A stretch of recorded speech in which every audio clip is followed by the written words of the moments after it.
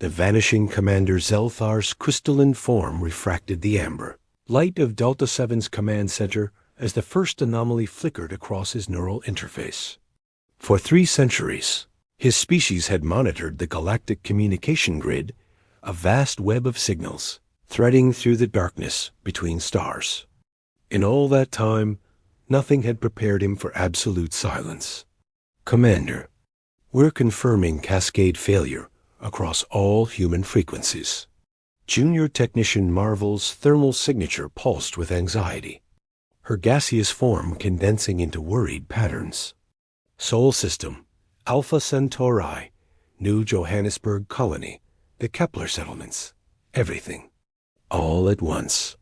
Zelthar extended a crystalline appendage, interfacing directly with the monitoring arrays. Humanity had been the galaxy's most prolific communicators, their transmissions a constant background noise that other species have learned to filter out. News broadcasts, entertainment signals, scientific data, personal messages, a cacophony of information that painted Earth's children as vibrant, chaotic, endlessly curious. Now, nothing. Time stomped the silence, Zelthar commanded, his internal harmonics betraying none of his concern. Cross-reference with all known human installations. Someone, somewhere, should still be transmitting. The data streamed through his consciousness. 47 human worlds. Hundreds of space stations. Thousands of ships. Every single one had gone dark at precisely 23 hours, 17 minutes, and 42 seconds.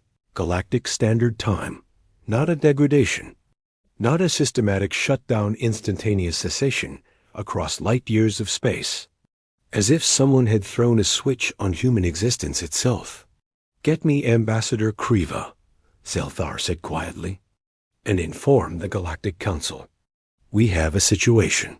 3 days later, Ambassador Kriva spread her wings across the viewport of the Herald's flight, her feathered crest rippling with agitation. Below, the Sol System hung in space like a pearl in an oyster beautiful, distant and utterly inaccessible. Report, she said, her translator rendering her musical whistles into Galactic Standard. Captain Venther, a heavily armored Kron warrior, gestured to the tactical display with one of his 4 arms. The barrier extends in a perfect sphere with a radius of approximately 50 astronomical units from Sol's star. That puts it well beyond the Kuiper Belt. We've attempted physical penetration with probes. They vanish on contact. No debris, no energy signature, nothing. They simply cease to exist. Energy weapons? Absorbed without trace. We hit it with everything from particle beams to antimatter torpedoes. The barrier doesn't even ripple. Venther's mandibles clicked in frustration. It's like firing at a hole in space. Kriva turned to the science officer, a Velthun named Shorath, whose ancient species had witnessed the rise and fall of 100 civilizations. His translucent, jellyfish-like body pulsed with bioluminescent thought patterns. What are your readings, Elder? Shorath's voice resonated directly in their minds, the gift of his telepathic race. Time moves differently at the boundary. Our chronometers show dilation effects particles approaching the barrier experience time at approximately 1,000 to 1, ratio compared to our frame of reference. Whatever this is, it's bending the fundamental fabric of spacetime. Could it be a weapon? Venther asked. Some kind of defensive technology? If it is, Kriva said softly, humanity built it around themselves. The question is, are they prisoners or architects? As if in answer, the communication console chimed. A priority signal from Galactic Central Command. Kriva's translator picked up the urgency immediately. Ambassador, we're receiving similar reports across 17 sectors. Not from human space, from everywhere. Species are reporting ... anomalies. What kind of anomalies? Changes. Consciousness alterations. We need you at the emergency summit immediately. The Galactic Summit Chamber orbited a neutral star system, a massive construct capable of housing representatives from thousands of species simultaneously. Kriva had attended dozens of these assemblies, usually dealing with trade disputes or territorial negotiations. She had never seen it this crowded, this chaotic. The holographic displays told the story in fragments. A Krong battle fleet had halted mid-conquest when their commanding AI refused to fire on a civilian population, citing moral uncertainty, a concept that shouldn't exist in their programming. The crystal born of Proxima had reported widespread dreaming, impossible for a species whose consciousness operated on pure logic matrices. Hive-mind. Colonies were experiencing individual thought, divergence, with drones questioning collective directives for the first time in their evolutionary history. Velthuan elder Cormathis addressed the assembly. His species had existed for 18 million years, had seen empires rise from primordial ooze and collapse into forgotten dust. When he spoke, even the most aggressive species listened.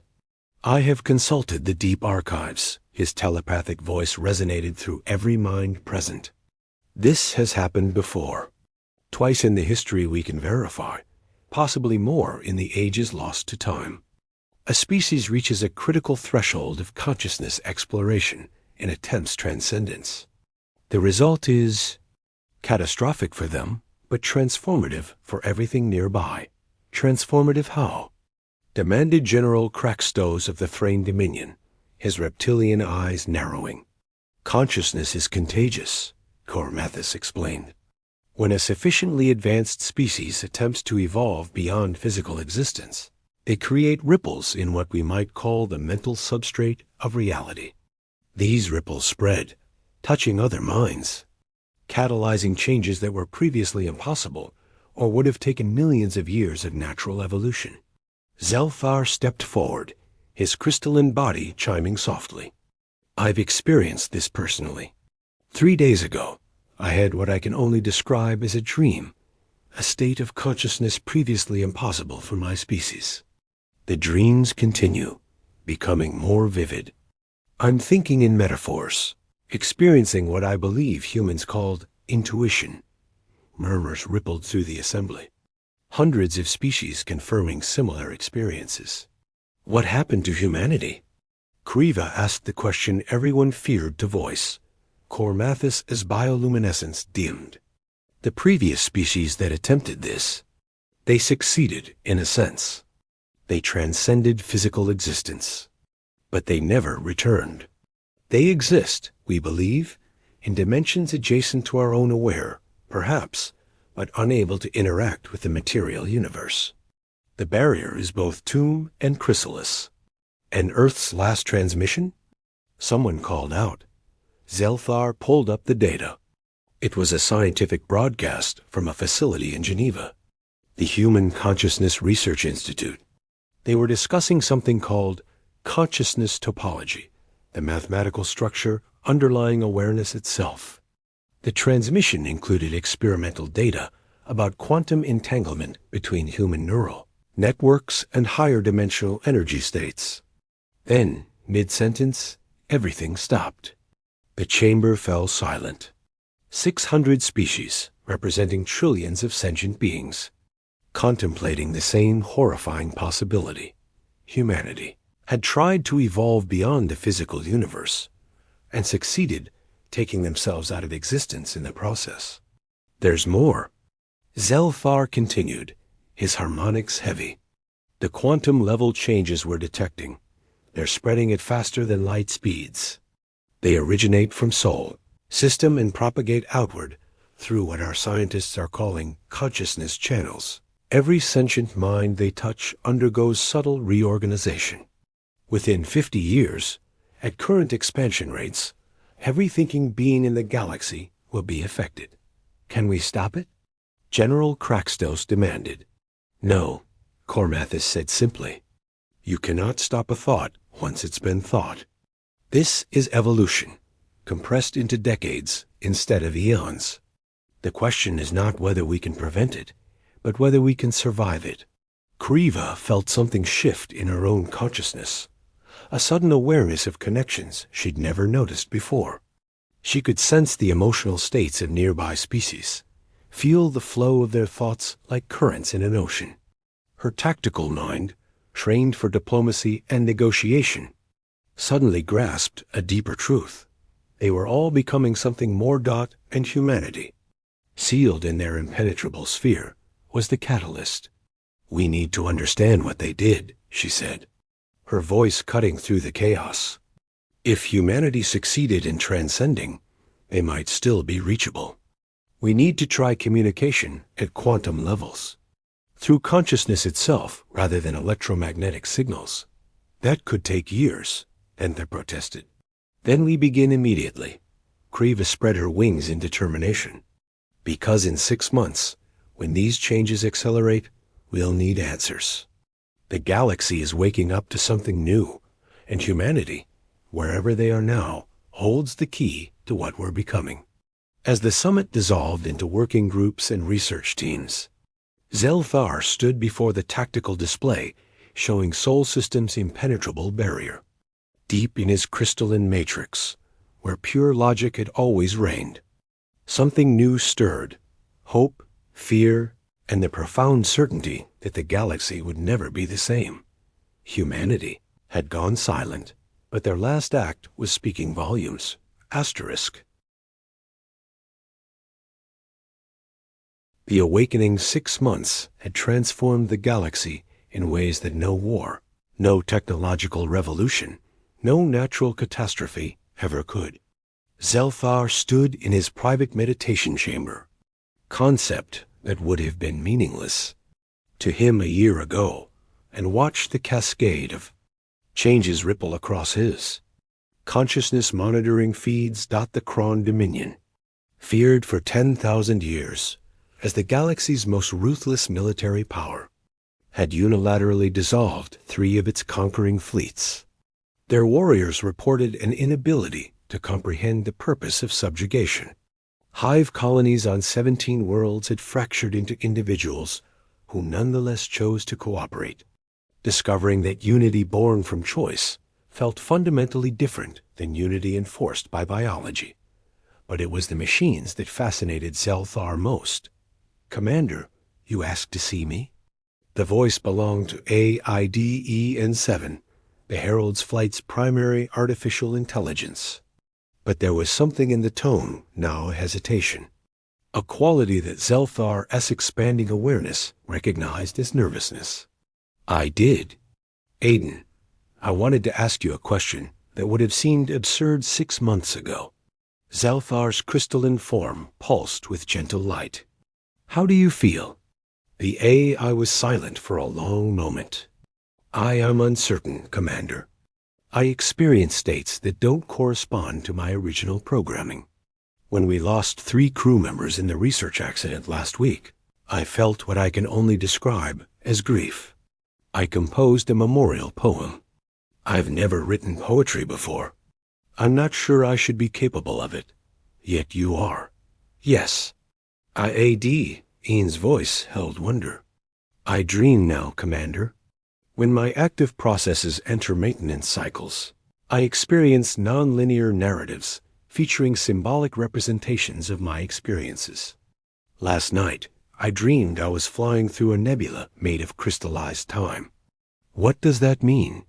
"I don't know," Zelthar admitted, "but I think we're about to find out."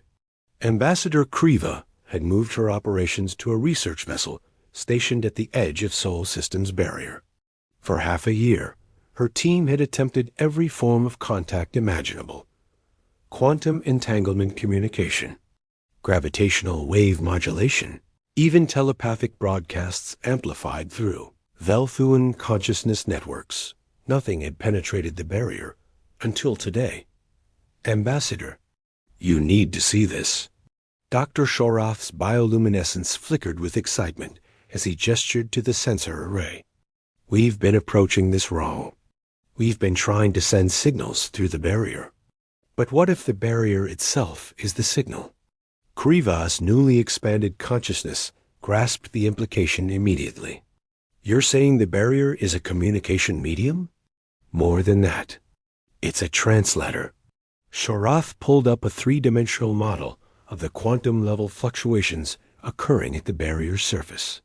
Look at these patterns. They're not random. They're encoding information in states of superposition. The barrier exists partially in our dimension and partially in somewhere else. If we can learn to read the fluctuations, we can understand what humanity is trying to tell us, Kriva finished, her feathers ruffling with anticipation. It took another month of analysis, countless sleepless nights, and the combined efforts of 17 species' top quantum physicists. But eventually, they cracked it. The message was simple, repeated endlessly in patterns encoded across the barrier's surface. We are here. We are changing. We are sorry. This was not meant for you. But perhaps it is a gift. Do not fear what you are becoming. We will return when we understand what we have become. Kriva read the translated message 3 times, feeling tears, actual tears, something her species experienced only in extreme emotional states, forming in her eyes. They didn't mean to trigger a galaxy-wide evolution. No, Sharath agreed. But they're aware enough to be concerned about it, which means they're still conscious, still aware of us, even in their transformed state. Can we respond? We can try. The Galactic Council had evolved alongside its constituent species. Debates that once took months now resolved in days as representatives developed unprecedented abilities to understand each other's perspectives. Empathy had become a universal language, supplementing the mechanical translations that had always felt inadequate. General Craxtos of the Thrain Dominion addressed the assembly, his formerly aggressive demeanor softened by something his species had never possessed, wisdom tempered by compassion.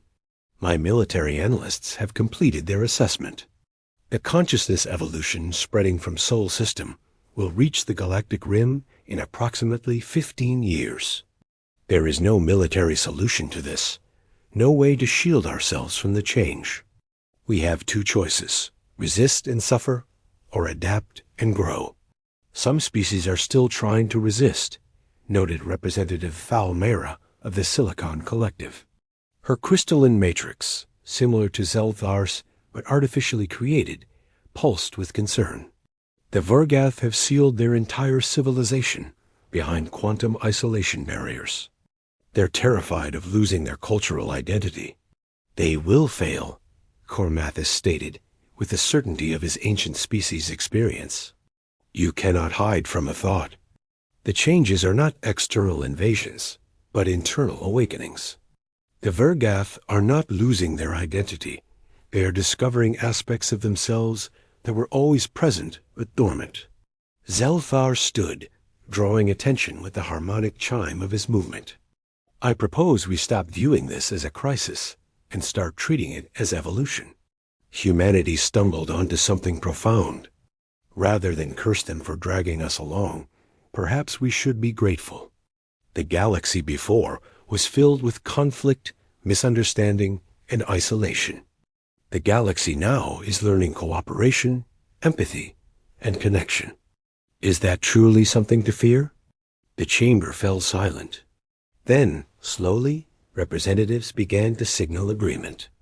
Some through traditional voting mechanisms, others through newly developed telepathic consensus, and some through emotional broadcasts that transcended language entirely. The galaxy had made its choice. 1 year after the silence, Kriva volunteered for the final experiment. They had learned to modulate their consciousness to resonate with the barrier's frequency. Theory suggested that a living being, rather than a probe or signal, might be able to make meaningful contact with whatever humanity had become. She stood in her environmental suit at the edge of the barrier, suspended in space by gravitic field generators. Behind her, 1,000 ships from 100 species watched. Ahead, the barrier shimmered like oil on water, reflecting starlight in impossible colors. I'm ready, she transmitted. Ambassador. The procedure is irreversible, Shorath warned from the Herald's flight. Once your consciousness is entangled with the barrier, we don't know if we can bring you back. I understand. Kriva spread her wings in the vacuum, a gesture of acceptance. If humanity could take this leap for knowledge, I can take it for understanding. The quantum entanglement device activated. Kriva felt her consciousness expanding, stretching, reaching beyond the confines of her physical form. The barrier was no longer a wall, but a membrane, and she was passing through it, like light through crystal, and then she saw them. Humanity existed as patterns of consciousness, woven through dimensions. Her three-dimensional mind could barely comprehend. They were individual and collective simultaneously, each person distinct, yet connected in ways that made galactic communication networks seem primitive. They existed as thoughts thinking themselves, awareness contemplating awareness, a recursive loop of consciousness that had transcended the need for physical form, but they were still human. She could sense their curiosity, their wonder, their concern for what they had inadvertently caused. And beneath it all, their determination to understand this new existence before attempting to return. One consciousness approached hers, or perhaps she approached it. Spatial relationships being meaningless in this state. She recognized it somehow. Human, female, scientist. The last director of the Human Consciousness Research Institute. The consciousness conveyed, not in words, but in pure meaning. We didn't know the experiment would cascade. We were trying to solve human problems: mortality, disease, the limitations of physical existence. We didn't realize consciousness itself was quantum entangled across the entire galactic region. Your gift is changing us, Kriva responded in the same wordless language. Not destroying, but awakening. The galaxy is becoming something more. Then perhaps our mistake was also our purpose, the human consciousness mused. We always wondered why we existed, what role humanity played in the cosmic story. Maybe this was it to be the catalyst, a species foolish enough to try transcendence and accidentally drag everyone else toward enlightenment. When will you return? When we understand how to exist in both states simultaneously transcendent and physical. We're learning, but consciousness at this level experiences time differently. For us, months have passed. For you, a year. Then we're close. Tell our friends we're coming home. Tell them we miss solid food, physical touch, the smell of rain. Tell them we're learning how to be human again, but with everything we've gained here. And tell them, thank you for not giving up on us. The connection began to fade. Kriva felt herself being pulled back through the barrier, back into the comfortable limitations of her physical body. The last thing she experienced was a wave of affection from billions of human consciousnesses. A collective embrace that transcended species, dimension, and form. She opened her eyes in the medical bay of the Herald's flight. Shorath and Zelthar hovering anxiously nearby. They're alive, she whispered, her voice hoarse. They're aware, they're learning, and they're coming back. 2 years after the silence, the barrier around Sol System began to fade. Not suddenly, but gradually, like morning fog burning away in sunlight. The first transmissions from Earth were tentative, almost childlike in their wonder. Hello? Is anyone there? We're ready to try again. The galaxy responded with a chorus of welcome from 1,000 worlds. Humanity's children were coming home, but to a galaxy fundamentally transformed by their absence. Wars had ended as former enemies discovered they could literally feel each other's perspectives. Scientific advancement had accelerated as species learned to share not just data, but understanding at quantum levels. Art, music, and philosophy had exploded as newly awakened consciousness sought to express experiences that had no prior language. In his meditation chamber, Zelthar composed his final log entry, his crystalline matrix resonating with contentment. We feared humanity had destroyed themselves and doomed us to the same fate. Instead, they showed us that death and transformation are not opposites, but stages of a journey. They reached for transcendence and pulled the galaxy along with them, not through conquest or coercion, but through the simple fact of their existence and their willingness to explore the impossible. The humans are returning changed, but so are we. Perhaps we were always meant to evolve together. Perhaps every species in the galaxy was waiting for the catalyst, the spark that would ignite awareness beyond our limitations. Humanity, with their characteristic recklessness and boundless curiosity, provided that spark. They went silent and we panicked.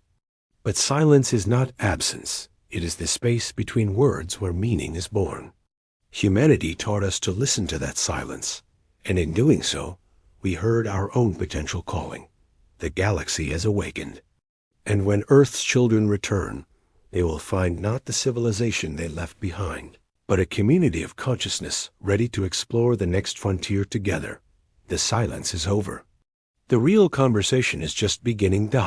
As the barrier dissolved completely, the first human ships emerged from Sol System, broadcasting messages of greeting, explanation, and wonder.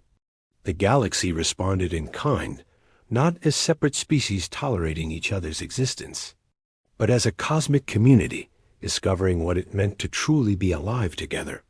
Humanity had gone silent, but in that silence, the galaxy had learned to speak a new language, the language of awakened consciousness, shared experience, and universal understanding. And in learning that language, every species, human and alien alike, had discovered something profound. They were not alone, had never been alone, and would never be alone again. The transformation was complete. The awakening had only just begun. Asterisk.